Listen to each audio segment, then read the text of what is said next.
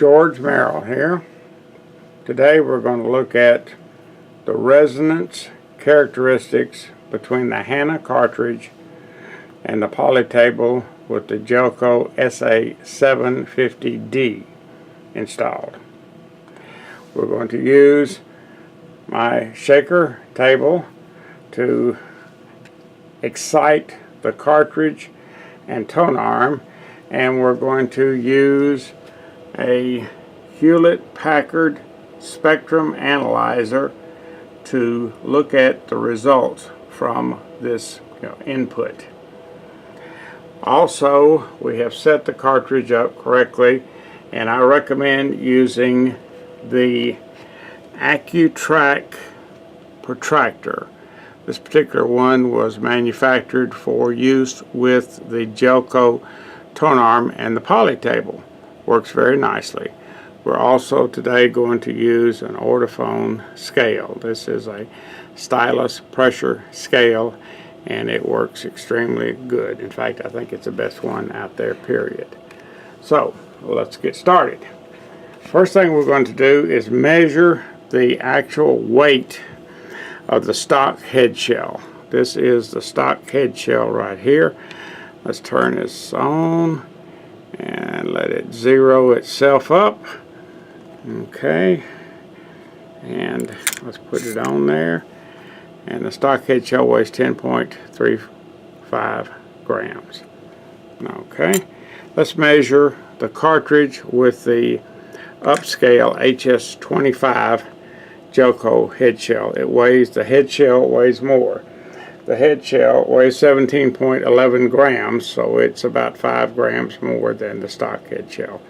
The total weight of the cartridge with the HS25 is 22.25 grams, 22.26 grams. So there it is.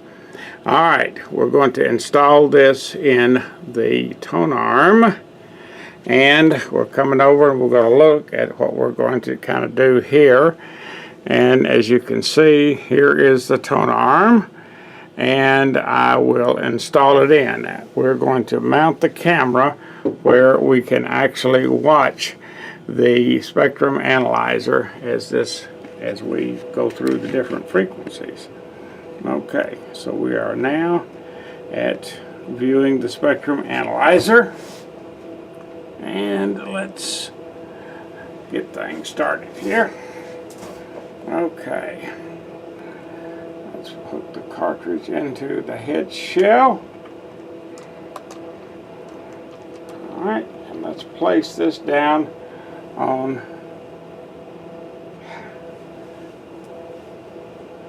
As you can see, we are starting to develop a signal.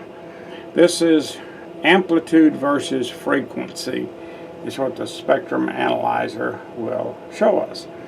And you can see the fundamental frequency that we're resonating at there. If we move the marker over, it shows at 10 hertz right there. So, and you'll notice that we are at 2 bars up.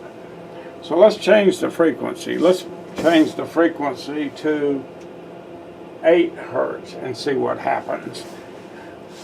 Okay, it's changing, and there's almost no output at 8 hertz. So that means that we're not resonating much at 8 hertz. So let's move up to 9 hertz and see what happens. Okay, we're up about 9 hertz. We have more output. Let's move the marker over to that. It's actually 9.2 hertz. So let's move up to 10 hertz again. That should be about 10 there. Notice we have a lot more output at 10 hertz. So next, let's move up to 11 hertz and see what happens. Okay, look at there. At 11 hertz, we have a lot more output. Alright, so that's, and then if we go to 11.5 hertz, which is here, Let's take a look. It's down some. So let's go back to 11 hertz and take a look at that.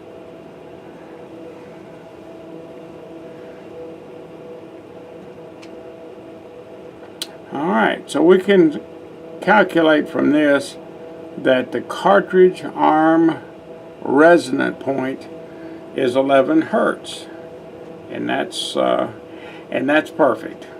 So that's the gist of this this video, just showing you that that this can be measured. A lot of times the cartridge manufacturers are not quite correct with their dynamic compliance figures, and sometimes the tone arm manufacturers are not absolutely correct with their effective mass figures. So if you have a way to measure the weight and all, you can get better, just a better calculation even with with these charts. But of course, this is a rare setup here. I don't know whether there's any other dealer or even manufacturer that uses this particular scenario to look at resonances. But anyway, this is the PolyTable with the Hana cartridge. Thank you. We'll do some more later on.